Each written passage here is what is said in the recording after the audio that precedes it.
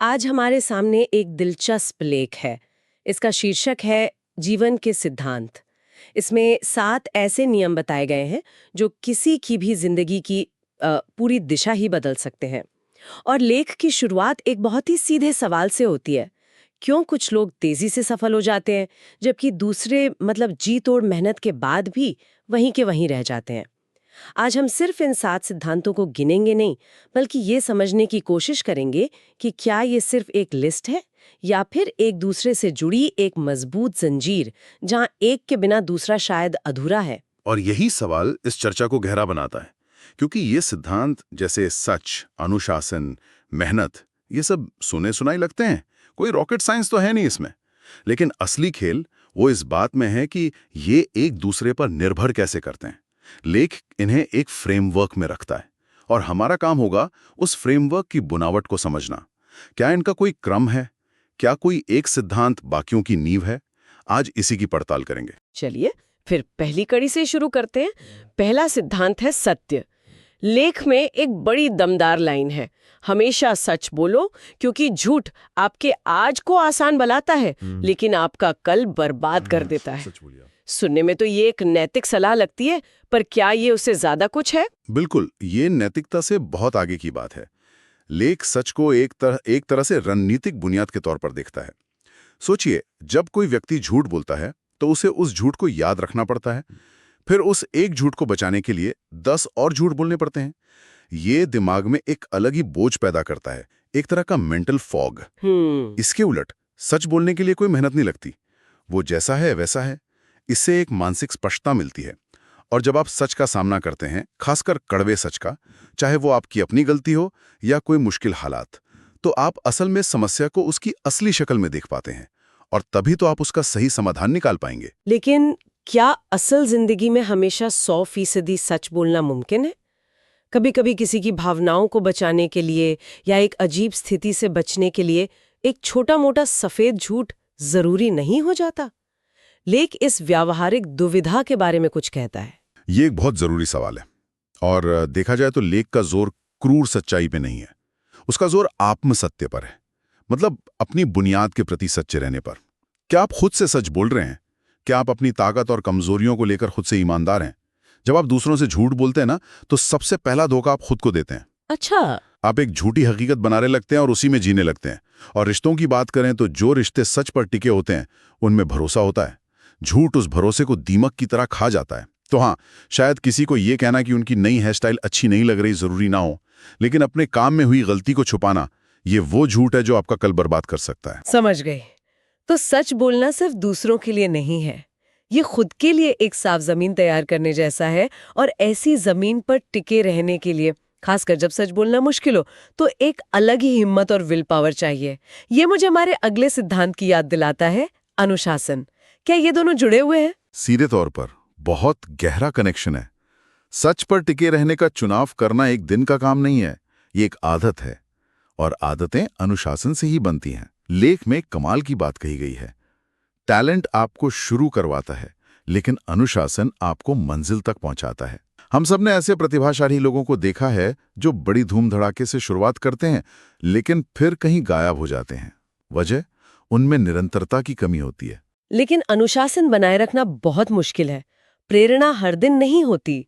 जिस दिन सुबह उठकर काम करने का बिल्कुल मन ना हो, उस दिन खुद को कैसे धकेला जाए, ये संघर्ष तो लगभग हर किसी का है। और यहीं पर अनुशासन का असली मतलब सामने आता है। लेख इसे सुबह 4 बजे उठने या एक सख्त रूटीन तक सीमित नहीं रखता है। अनुशासन का मतलब है रोज थोड़ा थोड़ा सुधार करना। इसे क्या कहते हैं, कंपाउंडिंग इफेक्ट की तरह समझिए।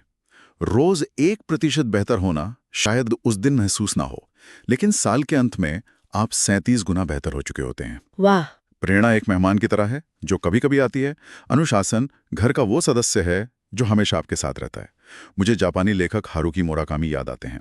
वो कहते हैं कि मैं हर दिन तय घंटों के लिए लिखता हूं, चाहे लिखने का मन हो या ना हो। वो प्रेरणा का इंतजार नहीं करते, वो अनुशासन के सहारे काम करते हैं। और इसीलिए लेख कहता है कि ऐसे लोग एक दिन अपनी ही सफलता देखकर हैरान हो जाते हैं। और ये जो रोज थोड़ा थोड़ा सुधार करने की बात है, यही हमें तीसरे सिद्धांत की ओर ले जाती है, मेहनत। लेकिन मेहनत और अनुशासन में क्या फर्क है? ये तो एक जैसे ही लगते हैं। इनमें एक बहुत बारीक लेकिन महत्वपूर्ण फर्क है। अनुशासन है, क्या करना है और कब करना है का एक सिस्टम बनाना। मेहनत है, उस सिस्टम में अपनी पूरी ऊर्जा और लगन झोंक देना। आप अनुशासित होकर रोज 8 घंटे काम पर बैठ तो सकते हैं, लेकिन अगर उन 8 घंटों में आप सिर्फ आधा अधूरा काम कर रहे हैं, तो वो मेहनत नहीं है। लेख में किस्मत को लेकर एक दिलचस्प बात कही गई है। किस्मत सिर्फ उन पर मेहरबान होती है जो उसके लिए काबिल बनते हैं। ये सुनने में तो बहुत अच्छा लगता है, पर क्या ये हकीकत से थोड़ा दूर नहीं है?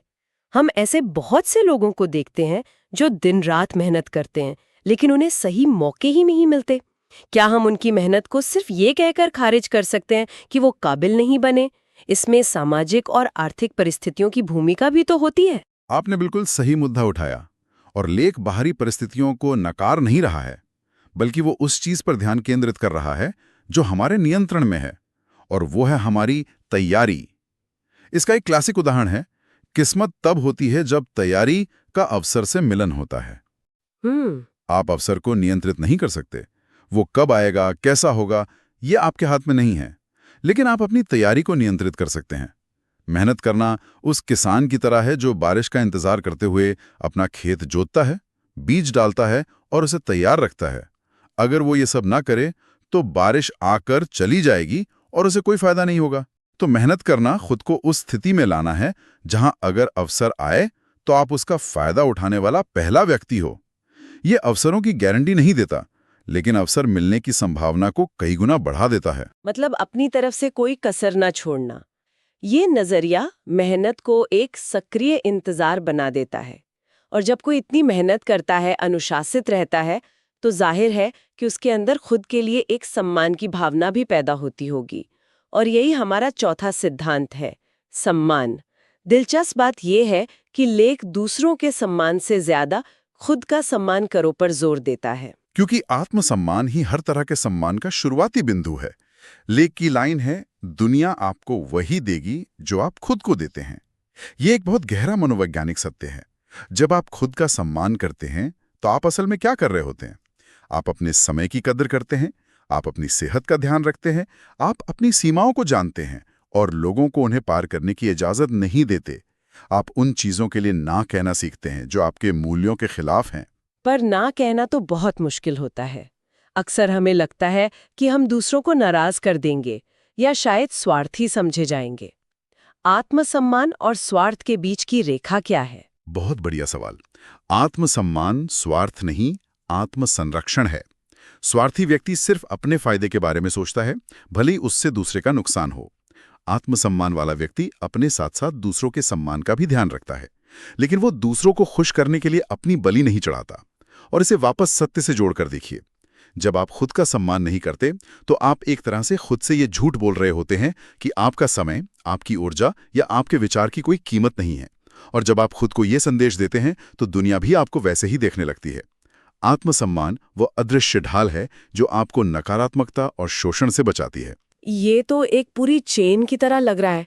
सच बोलने के लिए अनुशासन चाहिए, अनुशासन से सही मेहनत होती है और उस मेहनत से आत्मसम्मान पैदा होता है। लेकिन इस पूरी प्रक्रिया में वक्त लगता है, नतीजे तुरंत नहीं दिखते। और यहीं पर शायद सबसे मुश्किल सिद्धांत की एंट्री होती है, धैर्य। पांचवा सिद्धांत, धैर्य। बिल्कुल। आज की इंस्टेंट नूडल्स वाली दुनिया में धैर्य एक सुपर पावर की तरह है। लेख में एक खूबसूरत उदाहरण है, सफलता रातों रात नहीं आती, समय लगता है, उसी तरह जैसे एक बीज को पेड़ बनने में समय लगता है। लेकिन यहां धैर्य का मतलब हाथ पर हाथ धरकर बैठना और किस्मत का इंतजार करना नहीं है। ये एक सक्रिय इंतजार है। सक्रिय इंतजार, ये सुनने में थोड़ा विरोधाभासी लगता है। इसका क्या मतलब है? इसका मतलब है कि जब सतह पर कुछ नहीं दिख रहा होता, तब भी सतह के नीचे बहुत कुछ चल रहा होता है। जब बीज जमीन के अंदर होता है तो हमें लगता है कुछ नहीं हो रहा, लेकिन अंदर वो जड़ें जमा रहा होता है, पोषण खींच रहा होता है, खुद को बाहर निकलने के लिए तैयार कर रहा होता है। अच्छा। धैर्य का दौर वही जड़ें जमाने का दौर है।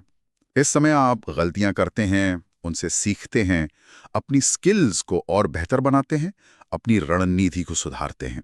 आप पर्दे के पीछे काम कर रहे होते हैं। इसीलिए लेख कहता है कि जो इंतजार करता है वही सबसे मजबूत बनता है। क्योंकि उस इंतजार ने उसे इतना तपा दिया होता है कि जब सफलता का फल मिलता है तो उसकी जड़ें उसे संभालने के लिए काफी मजबूत होती हैं।